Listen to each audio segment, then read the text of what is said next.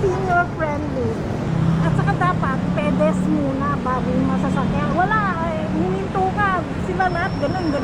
Totoo. Kaya nga naglalagay ng pedestrian, di ba? Oo, pedestrian. Basta sige. Hindi Kung wala namang mga stoplight, Hindi tayo pedestrian. tumakbo ka na lang, di ba? Kaya nga. So, lagi kang may risk. Ay, kahit saan.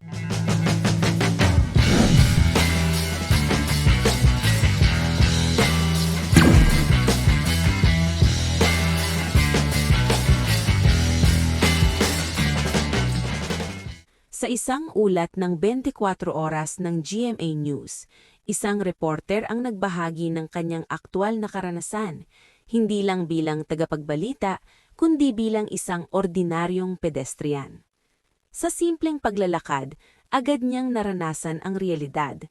Hindi pantay na sidewalk, may mga harang sa daan, at minsan, wala talagang maayos na lalakaran. Kaya imbes na maging diretso ang lakad, napipilitan kang umiwas, tumawid kung saan-saan, o minsan ay makisabay na lang sa sasakyan. Dagdag mo pa ang init ng panahon, usok ng sasakyan at ingay ng kalsada. Sa ganitong sitwasyon, mapapaisip ka, ligtas pa ba talaga maglakad?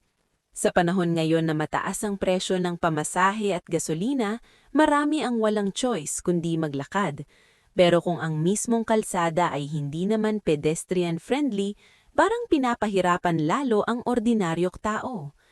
Ang simpleng paglalakad na dapat ay basic at ligtas, nagiging challenge. At dito natin makikita na ang problema ay hindi lang tungkol sa traffic o transportasyon. Ito ay tungkol sa urban planning, disiplina, at kung paano binibigyan ng halaga ang mga naglalakad. Sa mga ipinakita sa balitang ito, mas lalong nagiging malinaw na ang pagiging walkable ng isang lugar ay hindi lang convenience, kundi isang pangangailangan. Panoorin ang video. Maraming dahilan kung bakit unwalkable ang sidewalks ng Metro Manila. Iisa-isahin ko ang ilan kong nakita.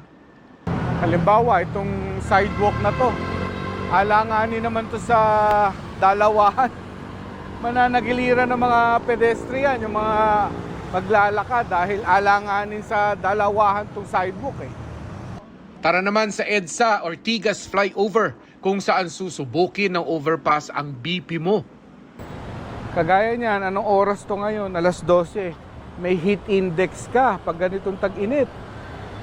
Eh, lalakarin mo, wala namang bubong, hindi ba? Kung matangkad-tangkad ka pa, tumbo ka dito kung hindi mo kabisado itong dinadaanan mo. Kasi talagang yuyuko ka. Okay na raw ito kaysa pedestrian lane sa baba.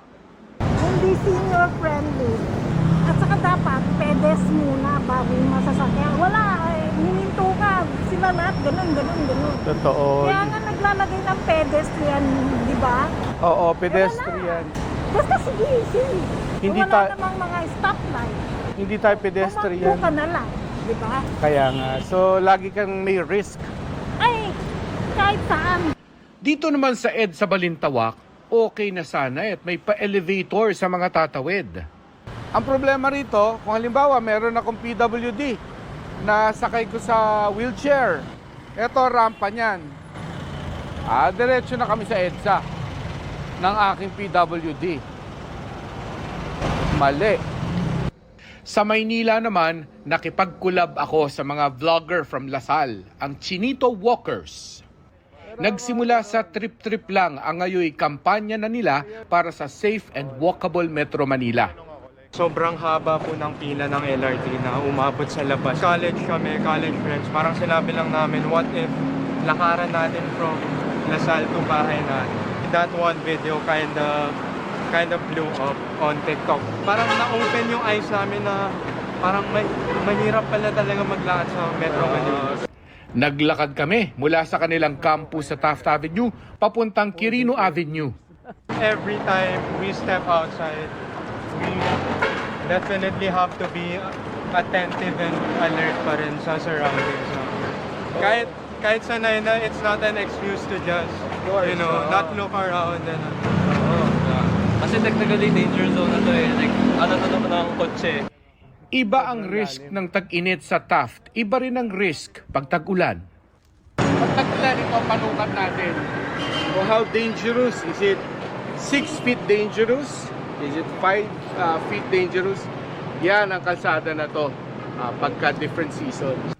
Sa maraming parte naman ng Quirino Avenue, sama-sama na sa bangketa ang illegal parking, palikuran ng tao at hayop. Tinamaan mo yung isang Natapakan mo yung pagsubok. Seryoso? Tinamaan mo. Okay. Ayun yung mahirap dito, may mga landmines talaga. Grabe. Kung meron For an kang average naka-wheelchair, hanggang hindi ka makakababa. Ano mang kondisyon ng Quirino Avenue, susuungin na mga walang choice. Tag-ulan. Ako, hanggang dito yata. Kasi ba agad Tumawid dito ako mga... dyan. Talaga? Galing po ako ng station. Sige rin, diretso pa rin pasok. Yeah, diretso pa rin po. Ito nga pala ang Matcha Bridge kung tawagin ng Chinito Walkers. Hindi dahil sa matcha green tea kundi ang kakulay nitong ilog. Mahilig ka po ba sa matcha? Medyo. Dito po kasi may only matcha. Only production. Tawag namin po dito the unlimited matcha. The Matcha River, Lakad pa ng konti, mararating mo naman ang Rocky Road na tadtad ng dumi ng hayop at tao at mga bubog. Hanggang sa umabot na kami sa Quirino Avenue corner Osmeña Highway para sa Mission Impossible na tinatawid ng mga pedestrian. Paano kung tatawid ka doon? Wala ka namang pedestrian lane.